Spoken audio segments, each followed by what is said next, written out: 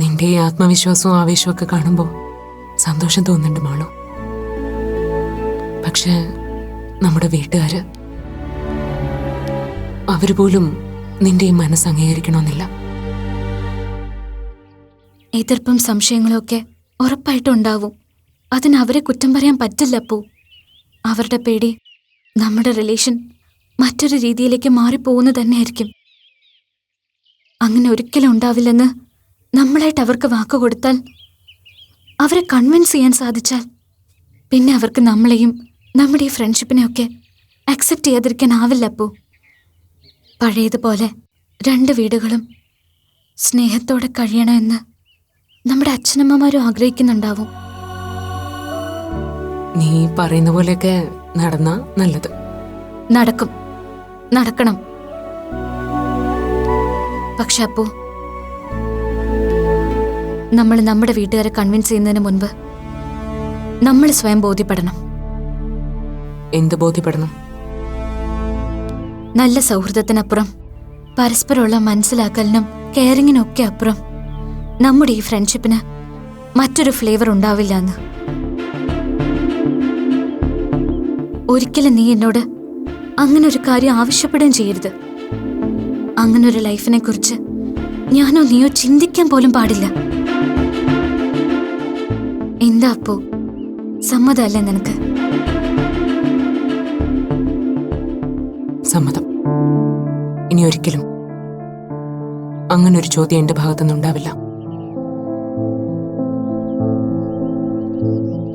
എനിക്ക് നിന്നെ നഷ്ടപ്പെടാതിരുന്ന മാത്രം മതി മാളു. എന്നെ മനസ്സിലാക്കുന്ന ഒരാളായി എന്നും ഇങ്ങനെ കൂടെ ഉണ്ടായിരുന്നാ മതി. പോ.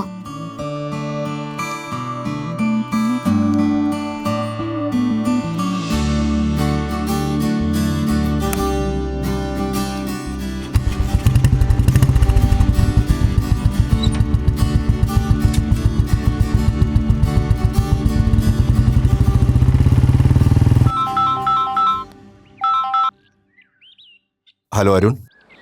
ഹലോ അങ്കിൾ, തിരക്കിലാണോ? അല്ല, അരുൺ പറഞ്ഞോളൂ. എന്താ വിളിച്ചത്? അത് പിന്നെ അങ്കിൾ, ഒരു കാര്യം പറയാനുണ്ടായിരുന്നു. വിളിക്കുമ്പോഴൊക്കെ മാളവികയെക്കുറിച്ച് കുറ്റം പറയാനാണെന്ന് അങ്കിൾ തെറ്റിദ്ധരിക്കരുത്. അരുൺ, അങ്ങനെ ഒരു തെറ്റിദ്ധാരണയും അരുണിനെക്കുറിച്ച് എനിക്കില്ല. എന്താ മാളുവിൻ്റെ പ്രശ്നം? പറയൂ. ആ കുട്ടി എന്തുദ്ദേശിച്ച ആ അപൂർവയുടെ കൂടെ നടക്കുന്നതെന്ന് എനിക്ക് മനസ്സിലാവുന്നില്ല. അപ്പുവിൻ്റെ ഒപ്പോ? അവർ തമ്മിലുള്ള ഫ്രണ്ട്ഷിപ്പ് ഉപേക്ഷിച്ചെന്നാണല്ലോ മാളു ഞങ്ങളോട് പറഞ്ഞത്. അതൊക്കെ നിങ്ങളെ പറ്റിക്കാൻ അങ്കിളുടെ മോള് കള്ളം പറഞ്ഞതാവാനേ വഴിയുള്ളൂ. അല്ലെങ്കിൽ ഇന്നിപ്പോ മാളവിക അപൂർവയ്ക്കൊപ്പം അവളുടെ ബുള്ളറ്റ് കയറി പോവില്ലല്ലോ. അങ്കിളുടെ മോൾക്ക് അപൂർവയായിട്ടുള്ള കമ്പനി ഉപേക്ഷിക്കണമെന്നൊക്കെ താല്പര്യം ഉണ്ടാവും. പക്ഷെ അതിന് മറ്റേ കുട്ടി സമ്മതിക്കില്ലല്ലോ. അങ്കിൾ പറയുന്നുണ്ട്, മറ്റൊന്നും വിചാരിക്കരുത്. അപൂർവ ഒരു ട്രാൻസ്ജെൻഡർ ആണെന്ന് കോളേജിൽ ഇപ്പൊ എല്ലാവർക്കും അറിയാം. അതുകൊണ്ട് തന്നെ ക്ലാസ്സിലെയോ ക്യാമ്പസിലെയോ ഒരു കുട്ടി പോലും അവളോടിപ്പോ സഹകരിക്കുന്നില്ല. ക്ലാസ്സിൽ പോലും സെപ്പറേറ്റ് സീറ്റാണ് അപൂർവയ്ക്ക്. ക്യാമ്പസിലെ പൊതുസ്ഥലങ്ങളിൽ അവൾ ഉണ്ടാക്കുന്ന ഇഷ്യൂസ് വേറെയും. മറ്റു കുട്ടികൾ യാതൊരു രീതിയിലും സഹകരിക്കാതെ അകറ്റി നിർത്തുന്ന അപൂർവയോട് മാളവിക മാത്രം എന്തിനാ ഇത്ര അടുപ്പം കാണിക്കുന്നത്? അല്ലെങ്കിൽ തന്നെ അവരുടെ ഫ്രണ്ട്ഷിപ്പിനെ കുറിച്ച് പണ്ടേ ഇവിടെ ചില തേർഡ് റേറ്റ് കഥകൾ പരക്കുന്നുണ്ട്. അപൂർവ സ്വയം ആണാണെന്ന് ഡിക്ലെയർ ചെയ്തതോടെ ഇപ്പോൾ ആ കഥകളൊക്കെ സത്യമാണെന്ന് കുട്ടികൾ പരസ്യമായിട്ട് പറഞ്ഞു നടക്കുന്നുണ്ട്. അതിലവരെ തെറ്റ് പറയാൻ പറ്റില്ലല്ലോ. ഇല്ല അരുൺ, അങ്ങനെയൊന്നുമില്ല. അങ്ങനെയൊന്നും ഉണ്ടാവാതിരിക്കട്ടെ എന്നാണ് എൻ്റെ പ്രാർത്ഥന.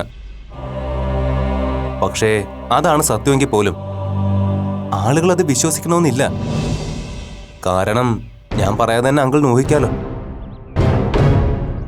ഒരു കാര്യം ഉറപ്പാ അങ്കിൾ, മാളവിക ഇനിയും അപൂർവമായിട്ടുള്ള കമ്പനി തുടർന്നാൽ ഇപ്പൊ എല്ലാവരും അപൂർവയെ വെറുക്കുന്ന പോലെ മാളവികയും വെറുത്ത് തുടങ്ങും. ഇപ്പൊ തന്നെ മാളവികയെ പലരും അങ്ങനെ ഒരു രീതിയിലാണ് കാണുന്നത്. നോ അരുൺ, കേൾക്കുമ്പോൾ അങ്കിളിന് വിഷമാകുമെന്ന് അറിയാം. പക്ഷെ ഇത് അങ്കിളിനെ അറിയിക്കേണ്ടത് എന്റെ കടമയാണെന്ന് തോന്നി.